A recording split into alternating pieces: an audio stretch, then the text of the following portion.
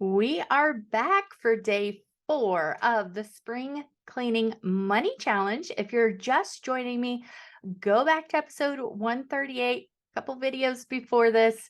If you're following along on YouTube, to start at the beginning. You don't have to do them in order. Each day is a different idea. So I just want you to know those other days are available for you on the podcast. The Spring Cleaning Challenge is going to be episode 138 through 142.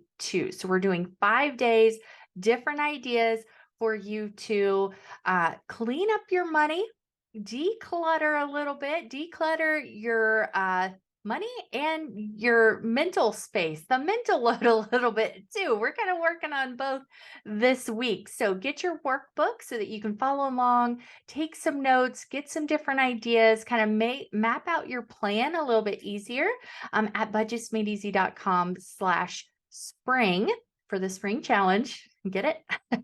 So you can print off the workbook, and then you will also get an offer for the Ultimate Savings Bundle, which has money saving challenges for every month, printable cash envelopes, different trackers so you can track your progress, see how much you've actually done, because our brain is not always accurate. And so a lot of times I've found that my members feel stuck when they really have made a lot of progress. They just weren't tracking it, so they didn't realize it. And in their head, they thought that they had it. So I've got lots of different trackers in there for you so you can stay unstuck and keep going and like visually see how much progress you actually have made. That is on sale until Sunday, which is April 30th at 11:59 p.m. Eastern. So at midnight, the clock has struck. It is gone.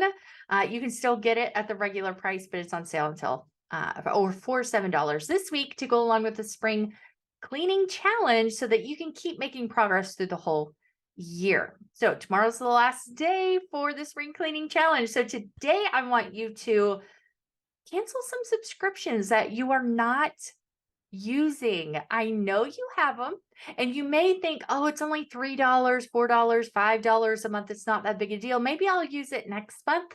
No, just cancel it. You can always sign up again next month when you're like mentally ready to use it, right? So it adds up. It's just like, when everybody started switching from cable to streaming, they had Netflix or had one or two. Well, now there's like different streaming services for every freaking show and channel.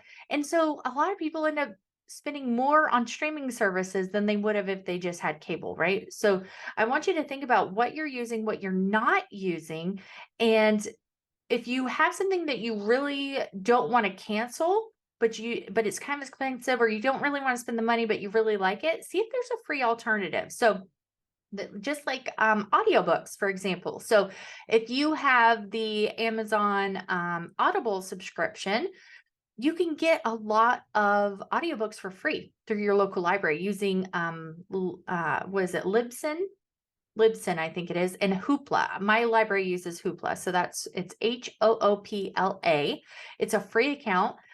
They don't have everything on there, but they have a lot on there. So before you buy an audiobook, definitely check that. They also have Kindle, like ebooks, like a Kindle would be. So if you have the Kindle membership, check that out as well. And what if you have Amazon Music? That's a subscription too. And you can listen to music with ads on Spotify or Pandora, places like that where you don't have to pay. So I want you to really examine your subscriptions. What are you paying for on a regular basis that you probably shouldn't be? And you may not even know. So you may need to go through your credit card statements, your bank statements to see what is in there, because there's probably most likely some that you forgot about. And if you're not tracking, you're not being intentional with where your money is going, you probably haven't noticed. So I want you to go through, make sure that you want and are using all the subscriptions that you're paying for, and cancel the ones that you're not. If you think you'll use it again in a few months, then re-sign up in a few months. And you could probably even use a different email and get a coupon code or, some kind of discount depending on what it is. I do that a lot as well. I will cancel things and then use a different email when I sign up again. If I know that they do coupons and like special offers for first time signups, because you know the places that do, they always are having a sale, right? Just like ABC Mouse is one of them that I've done that a lot. They will have special offers. And so like I never have paid full price for that. Or if I have, I've called them and asked for a refund because I've re-signed up or did saw a different offer, and they've given me my money back and actually given me a better deal when I've done that. So something to think about. Subscriptions can also include if you feel like it. Like if you still do have cable, call them and see if you can get a one-time credit. Or sometimes I will get a one-time credit as well as a monthly credit for a year.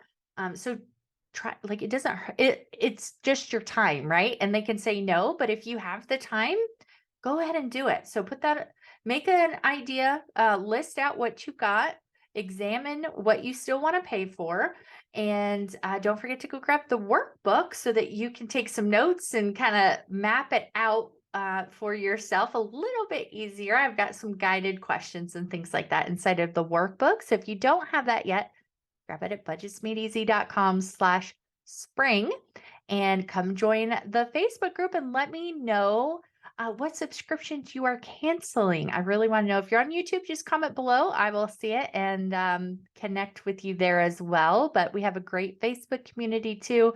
So if you're listening to the podcast or if you want to come over from YouTube, be sure to come and do that as well. And tomorrow's the last challenge. Tomorrow is the last one. You're going to like it too. It's kind of it. Some people may not have to do this, but I bet you a lot of you will. And it's going to be similar to day one. But don't forget to go back and listen to the previous episodes so that you can get some other ideas of ways to kind of spring clean your money, reset for the spring, kind of restart for the year. And I will talk to you tomorrow.